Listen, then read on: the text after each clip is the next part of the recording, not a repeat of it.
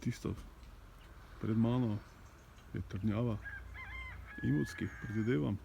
Spodaj je mestec Imotski, pa polje Imotsko. Kaj pa tukaj spodaj? To pa baje Plavo jezero. Wow.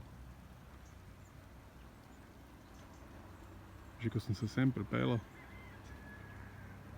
sem z desne videl eno tako ogromno luknjo, ampak tam ni bilo vode. Domačini so mi rekli, da je suho. Tu zna včasih presušiti. Ampak nisem še nikoli v življenju videl kaj takšnega. Lepega, kaj je to. Res je krasno.